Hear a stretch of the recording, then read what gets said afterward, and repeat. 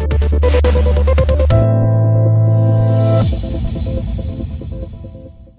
y'all, welcome to Parent Empowerment with Mandy Drogin. I'm Mandy. I'm just a mom sitting down with real Texans having real conversations about what's going on in our state.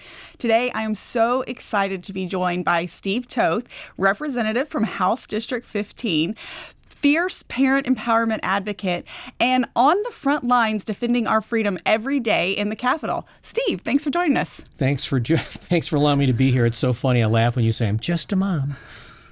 I am just a mom. Yeah, that strikes fear into the hearts of so many people. Oh, boy.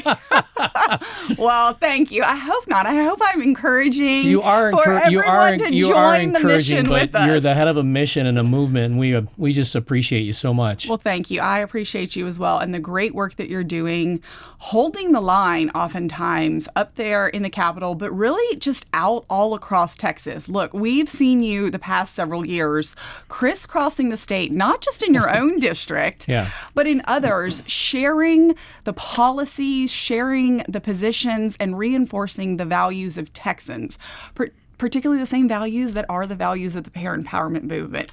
We want transparency into our classrooms. We want high quality education. We want respect, and we want choice. And you help deliver the nation's largest day one education savings account. You've been on, I don't want to say bandwagon, you've been on this mission, leading it at the front of the train for years and years. So let's talk a little bit about your impetus for getting in early. You've never wavered. You've never been shy about expressing your position for parental rights. Let's talk a little bit about why you got involved with the Parent Empowerment Mission early in supporting school choice. So back in 2014, when Governor Abbott was elected, he won with 23-point margins. Some of the statewide won with 24 and 20-point margins. And now we're winning with 8-point margins. And the question is, why are we, what happened to those margins? Is it people moving in? No, 7 out of 10 of them are voting Republican. We're losing our kids. And it should be a harsh wake-up call to all of us that if we don't consider the fact that our children are being brainwashed in our public schools, we're going to lose Texas. And it was just a huge wake-up call for me. And so we have been involved in not just the parental rights thing here at the state level, but back home in my own district. And so Conroe Independent School District is the 7th largest district in the state of Texas. And it was just awful to see what was being taught to our kids in the most conservative district in the state of Texas. And so I got involved a few years ago in helping to flip the board. And we went 3 for 3 the first session, and then 2 years later, Senator Creighton got involved, and he was just amazing. He is such a fierce warrior. We are so blessed to have him here in Texas. And we went 4 for 4. So we now have 7 Mandy Drogin type mama bears, fierce mama bears, on the board of on the school board at Conroe Independent School District, the 7th largest district in the state of Texas. So I'm passionate about this. And from there, it goes to giving every parent and every child the right to decide how their tax dollars are used to educate their kids. It's a fundamental right. The government should not tell me how to spend my tax dollars to educate my child. Yeah, that's right. Well, thank you for doing that hard work, that important work. And you talked about something that I'm incredibly passionate about as well, and really going to be focusing on, especially now that we've passed education freedom, now that parents do have the opportunity to apply for education savings accounts and truly be the ones that select the education environment for their child. But that is the history and civics education that our children are not getting. For our viewers, they may not realize that only about 30% of our 8th graders are proficient in history. That is horrifying. It's really horrifying because that's pretty much nationwide. It's not like we're below the curve nationally, but we have to understand what you just said. The younger generations, the next generation of Texans, they are not being taught the foundation of our country. They are not being taught where our founders came from, the lens through which they viewed setting up and forming the most benevolent, the most prosperous, the most free nation that has ever existed in the world. And if we don't teach that, if we don't teach our kids our great founding, why we are so different, why we are exceptional, they won't know America, they won't love America, and they won't protect America. And we're seeing that as kids start to vote for very radical, high-taxing, government control, socialist, communist policies that we know destroy so many countries. So I'm glad that you touched on that, because I'm not sure that a lot of parents fully understand that, yes, even in conservative Conroe ISD, that the pedagogy that has been used in our higher ed to send teachers into the classroom, to send administrators into school, is really counter to our values as Texans. And we've been asleep at the switch for so long. And, you know, it was 2 sessions ago that we passed my bill, House Bill 3979, and you guys were just TPPF was such a force in helping me get that bill passed. And tell our viewers what that does. Oh, okay. So it good point. It bans the teaching of critical race theory in our classrooms. And, you know, we many viewers probably saw what happened in Cincinnati this past weekend, where a white couple was just beaten to a pulp in the streets of the city as people of color just came around them and just pavement stomped them. For no reason. For no reason. And even if you could say, well, they said a dirty word or whatever, right? Okay, turn the other cheek, walk away. But to beat the hell out of somebody is just, it's crazy. But this is what we're instilling in the hearts and minds of children of color, that you're oppressed. Yeah. That's what critical race theory teaches. Yes. That you are oppressed. There's nothing that you can do about it. There's structures of white power that are in place that must be overthrown. Well, okay, overthrow that. What does it leave you? It leaves you a crippled society where anarchy breaks out. Which is what that was. That's exactly what that was. It was total chaos. Total chaos. And it's time for all of us to wake up and see what has been going on in the classroom all across Texas. This was going on at Conroe Independent School District. Yeah. And we had teachers that were pushing this, and I had no idea. This has been in the classroom now for probably 10, 15 years, and it's being pushed out throughout all of Texas. That's right. And something that I don't know if everyone realizes this, an example of, it's not just lesson plans and teaching through that lens of the oppressed versus the oppressors, the victimized versus the victims. We have school districts in Texas that were engaging in privilege walks to reinforce this, so they weren't just learning it. It wasn't just in the curriculum and the instructional materials our kids were given. They were being lined up on the baselines of football fields and basketball courts and telling kids, if you have white skin, take 2 steps forward. If you have 2 parents at home, take 2 steps forward. If you live in a house, not an apartment, take 2 steps forward. Now, everybody look around. Those are the victors. These are the victims. Yeah. This you're is the a oppressed. White kid. You're white. Yeah. And it really was, it's psychologically damaging. Yeah. To these kids, and it's been going on for decades. Yeah. It's been going on for decades because, as you and I know, the long march through the institutions started in the 60s, infiltrated our colleges of higher education, and this is what is turning out in our classrooms. But thank you for fighting back and for being willing to call it like it is. I think oftentimes what's so great about this movement, the parent empowerment movement, is parents now realize they have a voice and they aren't in the minority. Most other parents, regardless of demographics, skin color, socioeconomics, zip code, anything, they believe the same thing that Martin Luther King believed. Yeah. And they want that, and they want this insanity to stop. But I'm grateful that you're always willing to say it, even when it's not politically expedient or popular to hear, when you've got kind of these associations and other nefarious entities saying, oh, you're bad, Steve, for calling out what we all know is there. Yeah, it's so obvious. And so many institutions like TASB, Raise Your Hand Texas, there's so many institutions. You guys are grossly outnumbered. We are. Yes, we are. I mean, it's ridiculous. We've got, thankfully, TPPF that's here, that's speaking the truth and is such an encouragement to us as lawmakers to keeping on. Yeah. But we're fighting forces that are spending way outspending us, that are way outworking us. But here's the reality about truth. Truth cuts right through falsehood quickly. And if you're just willing to speak it and stand, we're going to win. That's right. We are winning. We are winning. And that's because people like yourself are speaking the truth. Sunlight is the best disinfectant, right? And so the more we call out, the more we show and prove this is what's happening all across Texas, the more it takes away that power that's in the cone of silence that is the TASBs and the TASAs and the Texas Freedom Networks and the Raise Your Hand Texas and all these other entities that definitely don't want the quiet part said out loud. Right.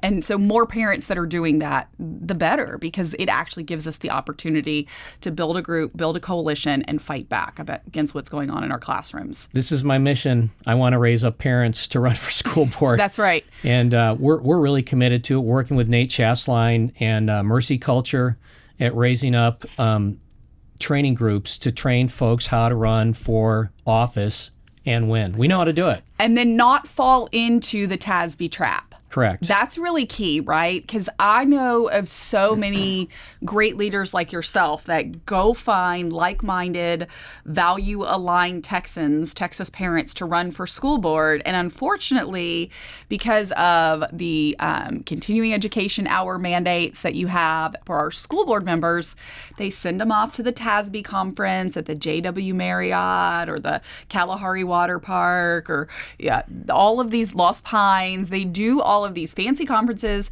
and you get great people in there, and they are like, they see and they feel loved by them because it's a whole charade, right? And then they somehow get pulled into that world of, we need TASB, we need this, we need that. And then the next thing you know, they're sitting in some sort of session where they're being told why boys should be allowed in girls' locker rooms. Title IX, right? The rewrite of Title IX. And it's crazy. So I had talked to our superintendent at CISD, County Independent School District, and he said, Steve, you just don't understand the law. Title IX forces us to do this. And I said, no, it doesn't. Help me understand something. Give me the stare decisis. Give me the court precedents. Give me a case before the courts. Give me an executive order where the Department of Education has been told to rewrite Title IX. Mm-hmm. It doesn't exist, and yet TASB sold it to the 1,208 districts in the state of Texas that this was gospel. That's right. That there was this intersectionality between Title IX and Title VII, which no one on the court acknowledges that there's this intersection. They don't even use the word intersectionality in the courts. That's Kimberly Crenshaw. Yeah, it's exactly right. It's ridiculous. But anyways, yeah. Well, pathetic. I'm glad to hear that you went and pushed back on that, because I do know it was Katy ISD that really fought back and said, oh, heck no, we aren't doing this. And that gave voice and gave confidence to other districts to follow the same. Yeah. And then the next thing you know, Texans are falling behind. Well, thank you for doing that and bringing that up.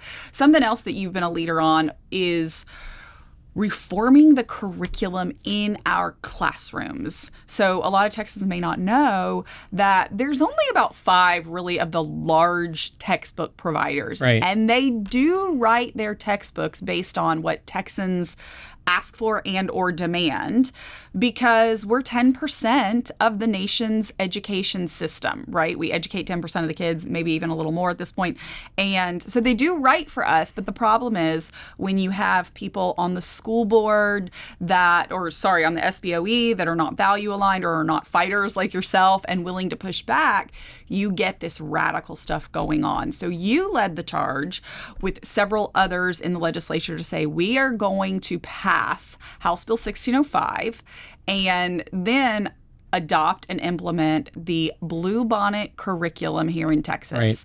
And when everybody, and I mean almost everybody, had given up and said, we can't fight through Texas Freedom Network, Cecil Richards' group, that's the former head of Planned Parenthood, and of course her mother was the last governor. That was her group.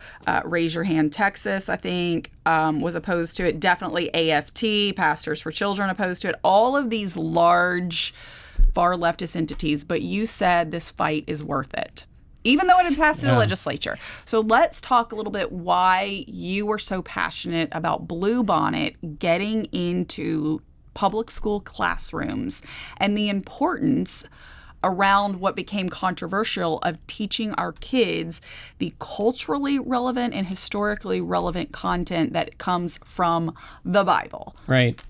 Yeah, and it's crazy because that's the first thing. That's the only thing that the left could go after. Right. And so they said, oh, you're teaching theology. Well, I got news for you. I'm a pastor. I don't want anyone teaching my kids soteriology or eschatology, right? Which I'm not going to explain what that is, right? But the reality is that I don't want someone teaching my child the Word of God. That's my responsibility. Right. It's the church's responsibility. It's not the school system's responsibility. But it is the responsibility of the school district is to speak history and the truths of history and where and what place the Word of God played in that. Mm-hmm. We're not teaching kids how to be Baptists or Catholics or anything. It's so silly. My passion, really, my deepest passion for Bluebonnet is that we instituted the science of reading again. So when I was a kid, I struggled as a reader. I'm dyslexic. Yeah. And I really, really struggled. And probably 1 out of 20, 1 out of 30 kids would be categorized as dyslexic when I was a kid back in the 60s. Mm-hmm. Today, it's 1 out of 5. Why? What's going on? Well, we've done away with phonics, and we brought in whole language or mixed literacy, or sight reading. 3Qing, right. Mm-hmm. And it's funny, every time they're found out that it doesn't work, they just relabel them. They rename it, right? And so finally, Lucy Calkins has come to the forefront and said, I did tell you guys all this and how great it was. Well, it doesn't work. It sucks. Right. And we've basically failed 3 generations of readers. We've got to get back to instituting phonics in our classroom. We've got to teach kids how to cursive write again. Mm-hmm. You would not believe. You watch my kids, watch them print today. They can't. Yep. No one can. Yeah. And it's because we've done away with cursive writing. We've done away with all the basic fundamental things. And today, what have we left with? We're left with 40% of kids at 3rd grade that cannot read. Mm-hmm. And so you look at our prison systems, 80% of the people in our prisons, Texas prisons across the United States, are functionally illiterate. 75% of them are dyslexic. Mm-hmm. That's crazy. Yeah. We have failed our kids all across the United States. Texas is stepping up, and we're going to put a program in place that will not fail our kids. Yeah. Even if you look at the test scores and the STAR test, State of Texas Assessment of Academic Readiness, the reality is that the curriculum that most schools are using in the state of Texas is a full grade level behind. So 19% is on grade level, according to the commissioner of the Texas Education Agency. Right. Full grade level behind. And so we're asking teachers, and we're going to hold them accountable for STAR when we're giving them material that doesn't even teach to grade level and to the standards of STAR. Mm-hmm. It's ridiculous. So we've put our teachers into a no-win situation.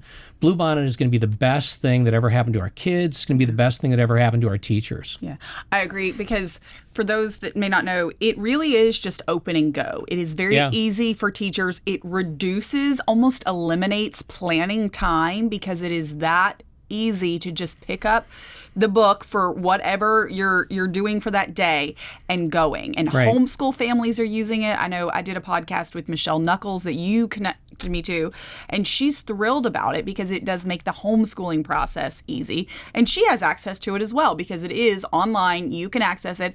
parents can see it. If there is a parable, the Good Samaritan or Right. whatever in there, parents can see it. They can look at it. They can talk to their children about it, which is so important.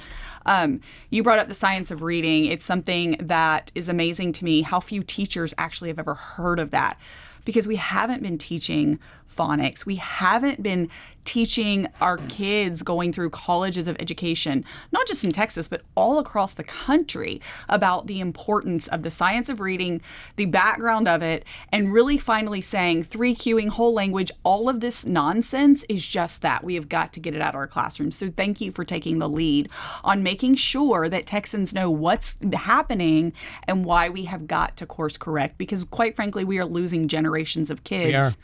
Because they can't read. We are. And then we throw them out into the world, or they go to college, and the amount of remedial courses that kids are taking, I think it's 40% of kids are taking remedial coursework when they get to college. Parents should be, I would be furious if I was paying tuition and my child was having to pay for remedial coursework that they should have been given while they were going through their typical K through 12 journey. It's insane. We just push them along, even though they're not ready. We just keep. Yeah. That's right. That's right. So something else that you talked about is dyslexia. And I know that you have built a coalition of wonderful parents, out, mostly mama bears, that are fighting alongside you to make sure that kids are getting the testing and we are spotting them earlier if they're struggling before they get past third grade and just keep getting passed along and struggling to read. So talk a little bit about your mission to make sure that every child is tested, that has a reading, that seems to not be staying up with the class, and what we hope to see both in our incarceration system and really in society as a whole. Think about the pillars of the Texas budget. It's incarceration, it's education, it's Medicaid, and it's transportation. If we just look at the amount of money that we spend in criminal justice in the state of Texas, and if we said, let's just take a quarter of that, let's take 10% of that, and just apply it towards helping kids read, we would not have prisons that are full. Right. Harold Dutton early on said, this 2 sessions ago, when he was carrying the dyslexia bill, and it was killed by the lobby. We'll get to that. And he said, I've got a school district where 80% of my boys drop out by their sophomore year. They then get into gangs, and then what happens? They end up as wards of the state of Texas, right? In prison, in the criminal justice system. We failed those kids. We just failed those kids.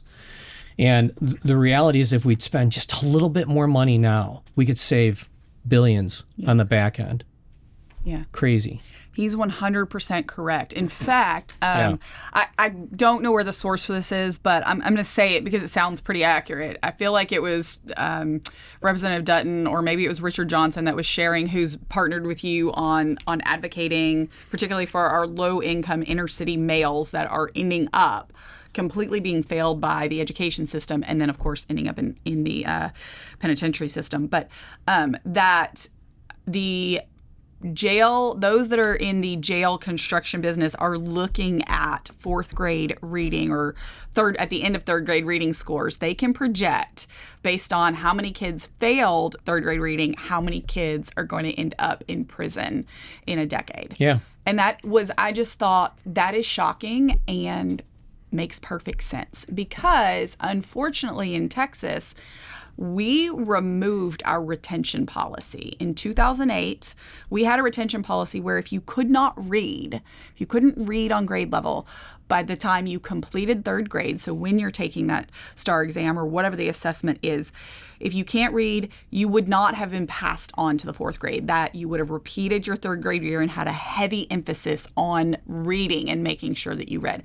It's been incredibly successful in states that have done retention policies and faithfully followed them. Florida is an example. As we know, they passed school choice, they implemented retention policies, and their low-income demographic, those most disadvantaged kids, they shot to number 1 in the nation.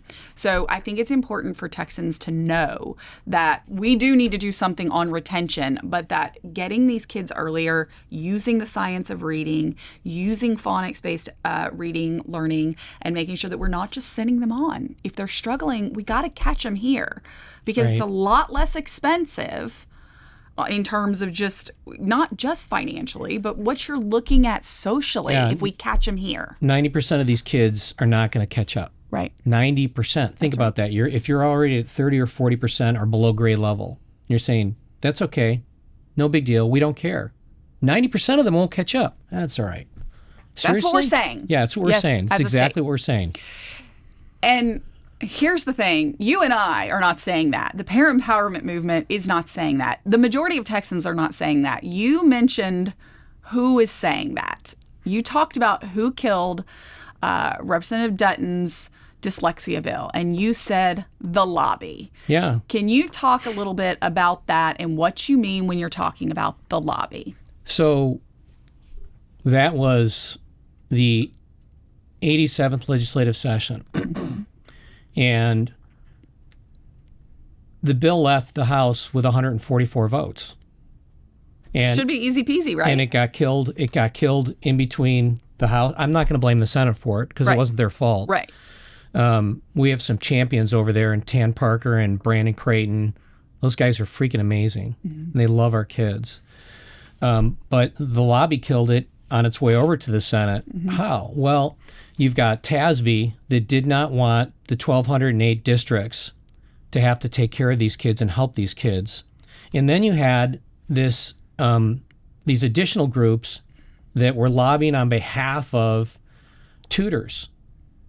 So I can afford to send my kid to a tutor. Right. I can afford to give him additional help. I can do that.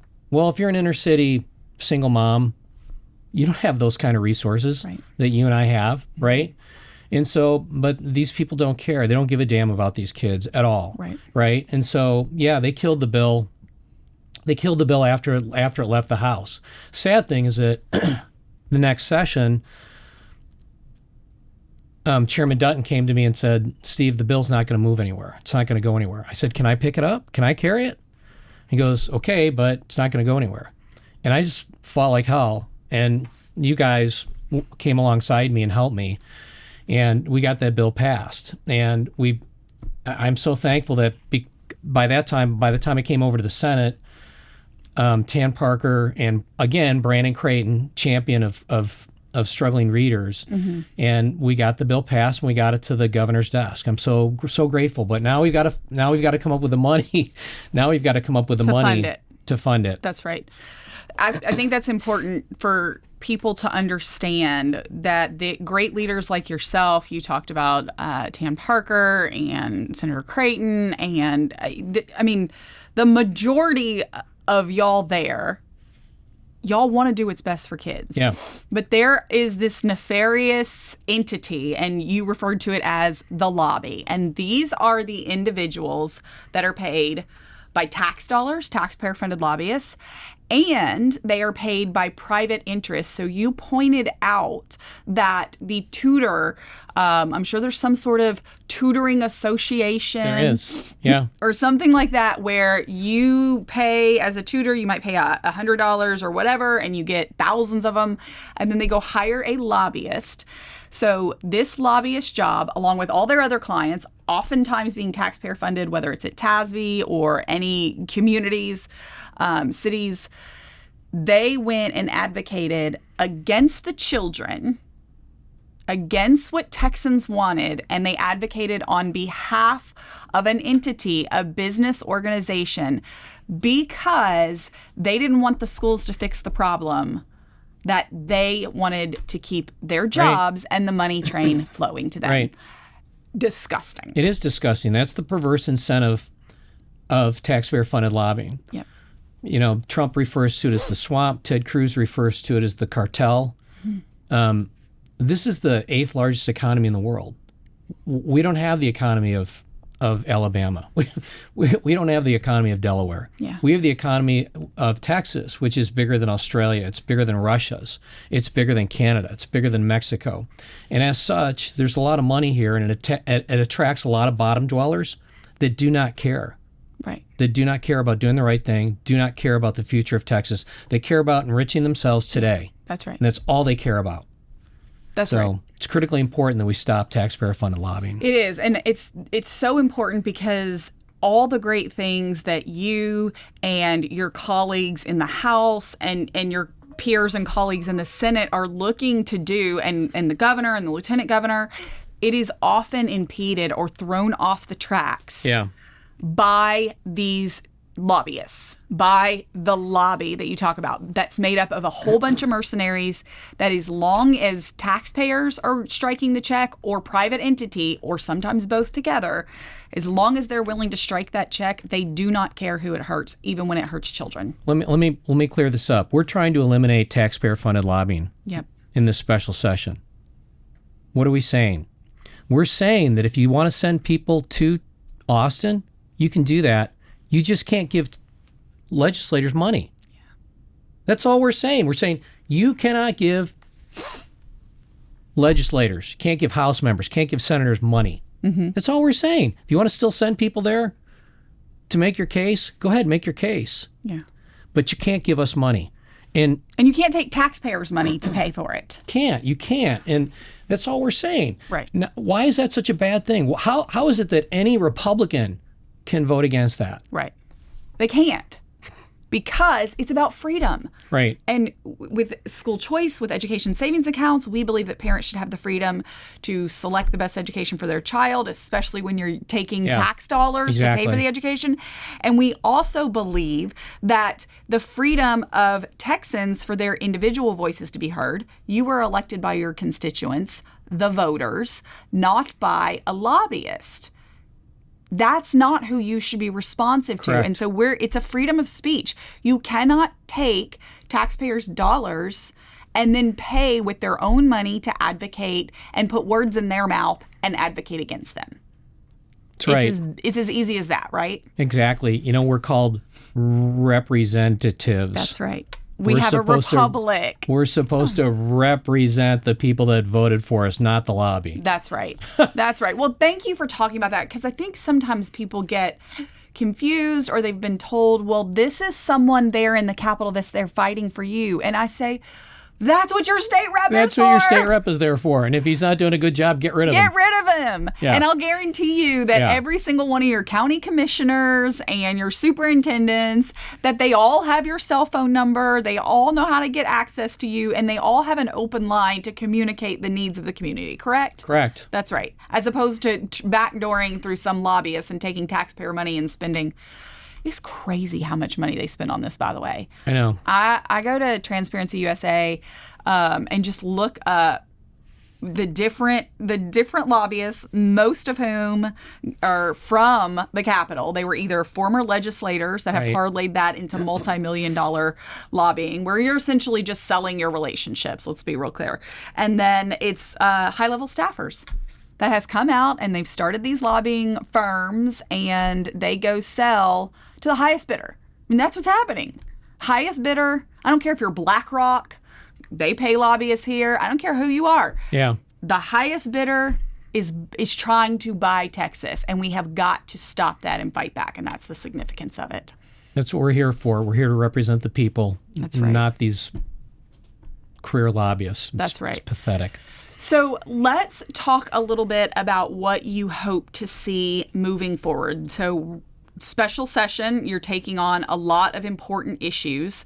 We haven't talked about property taxes yet. Right. I do think it's important that we address that, and really how that is tied into taxpayer-funded lobbying, but how you keep giving massive property tax relief through compression to Texans.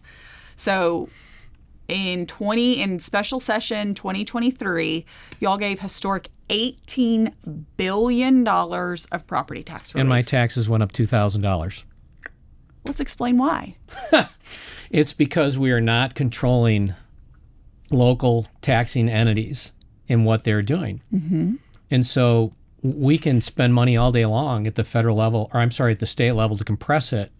But if local entities are continuing to spend money, you'll never stop it. Right. And so I filed a bill session before last that I developed with the Texas Public Policy Foundation that basically says you just have to hold spending to population, truly hold it to population, adjust for inflation. And if we do that, the revenue coming in will exceed the expenditures by 8% every single year. And if you just take that money and let it buy down and compress local entities, local tax, your specifically, tongue-tied, your ISDs, it will lower your property taxes 60% in the next 8 to 10 years. Say that again. It will lower your property taxes, truly lower them 60% in the next 8 to 10 years, because it will basically take over all M&O, the maintenance and operation, which is 60% of your taxes. And if you want to keep going, you can eventually have it buy down your county tax, your city tax, your mud tax, your college, your local college tax. Right. We have Lone Star College in our area. Right. Your hospital district tax. We can do it. It's got to be something, though, that the taxpayers are pushing for and want. And there's not a lot of unity of thought right now on how to do this. Mm-hmm. My concern is I do not want to see us create an additional tax. Right. I think that's a huge mistake. I think it's also a huge mistake to increase the sales tax. Mm-hmm. It will just create a black market. What we need to do is we need to live within our means here in Texas. Other states have found a way to do it. Texas needs to find a way to do it. Yeah. We need to find the resolve to do it. So that's my push. I mean, that's it. And just so when you're talking about the locals, and I've asked several legislators, let's get a baseline. Does the state legislature levy property taxes? No, we don't. Great. Okay. So what is happening when you all are trying to deliver relief? You've been doing it through compression to buy down the M&O.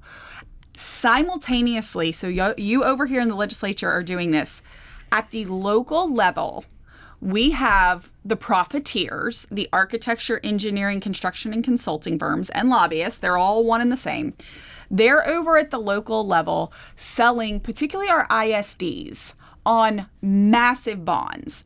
And you said it, we need to live within our means. But they're not, because they know you and state leadership are working hard to give relief. But as soon as y'all do it, they just, because they have sold through massive marketing plans financed by the very same architecture, engineering, and construction firms that are receiving the bonds.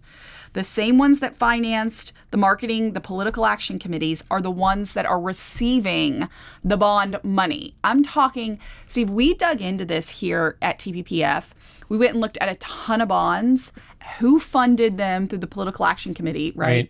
Forney for the kids, Prosper for the kids. That was a crazy one.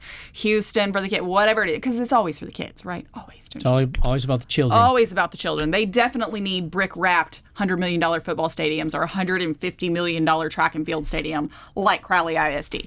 But anyways, so what's happening is the fancy sales tactics, the billboards, the radio ads, the text messages, all of this, just like a political campaign, is happening for these bonds. It is funded by the architecture, engineering, and construction firms. And we found that they are, for every $1 they are putting in, there are some of these firms that are receiving over $15,000 in return. For every $1 put in a pack, they're receiving $15,000. It's a great ROI. And so you've got a district like Conroe, and we just want our kids educated. Right. That's the primary influence. We just want our kid educated. Right. So to educate them, evidently you need one of the finest natatoriums in the state of Texas. You also need one of the finest agricultural barns in the state of Texas. Mm-hmm. You also need one of the finest football stadiums in the state of Texas. Mm-hmm. And you also need this thing called the Jet Center where Oh, what's that? Well, that's I haven't looked at that. where you do training for teachers. Well, help me understand something. We have 70 different campuses. We can't educate teachers In a classroom? in a classroom. I mean, it's just so stupid, right? And so we built this $30-40 million facility, and they're like, yeah, but we built it with INS dollars. Well, okay, after it's paid for with INS dollars, it has to be maintained, right? You've got to put janitors in it. You got to pay for the air conditioning. You got to maintain it. That's M&O. Right. All these facilities all eventually wind up on your maintenance and operation. And that is what drives your taxes up. So again, we spent $18 billion to buy down property taxes. What happened? Well, CISD passed a $2.2 billion bond. Were they one of the ones that passed it 5 months later? Because there was $28 billion in bonds that passed after y'all passed it in July. Right after. But what they did was it was a May bond. They didn't do it in November, which that's the other thing, right? All bonds should move to November. The vast majority of people did not even know that there was an election for this thing. And so it's super creepy. It's super dishonest. It's super stealthy. And the reality is that if you put it to all the voters would say, no. We want our focus on the classroom. Pay our teachers well. Pay them more. Yeah. So that they want to stay around, take violent kids out of the classroom, and educate our kids.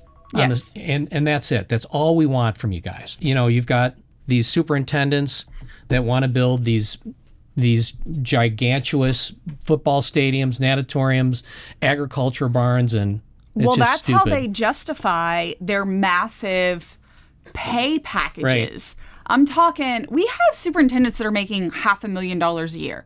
They're getting housing, they're getting cars, they're getting massive, massive benefits. I don't know if Texans realize this, but for our superintendents, after a certain amount of time that they've been here, if they're making over $300,000 a year, their retirement package is about $322,000 a year forever. Well, you're not even getting into the ESC. So we also have these things called education service centers in Texas. Yeah. So after you've fulfilled, your responsibilities as a superintendent, you then go into the retirement system and you get all the money that you've got coming to you from retirement. Then you go to work for the ESC. Yeah. And at the ESC, these people make $200,000. There are probably in every ESC at least 10 people that are making well north of $150,000. Yes. Superintendents. Education service centers. That's exactly correct. And they're going there, or they're going to the architecture, engineering, and construction firms. To lobby. It is crazy where that they end up going afterwards. And you know who's passing around to make sure that they get in there 10 or 20 years in the system to make sure that they get those massive amounts of money? Then they go to lobby, they go to sell these bonds, they go to do this. It's TASB. TASB has the executive search firm. Right. And they're pushing them all around. Yeah. So when you get a bad superintendent, like this lady that just came out of Fort Worth, that's receiving $1 million to do nothing for the next year because the board wanted her gone because she was a failure. She had come from Midland ISD, and they were like, get out of here. And before that, she had come from California. So she can draw retirements from both states. Yeah. It's a good gig if you can get it. That's right. It's a racket. It is a total racket. And it goes into the property taxes because we all want to do for our kids. We all want to make sure that they can receive a great education. But that starts with having high quality, well-paid teachers that are in the classrooms that can educate. They're not dealing with discipline problems. They're actually educating our kids. Correct. And Friday Night Lights is great.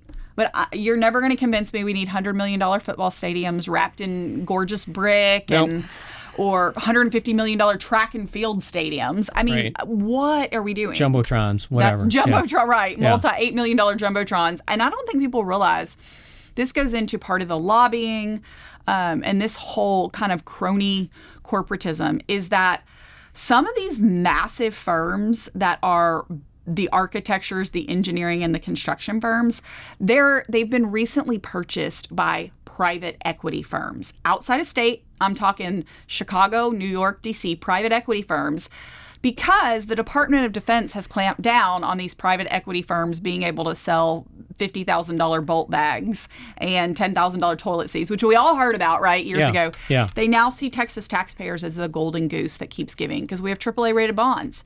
So they purchase the architecture, engineering, construction firms, and they spend the money on the slick salesmen to come in and convince your superintendent to join with them and sell these massive bonds.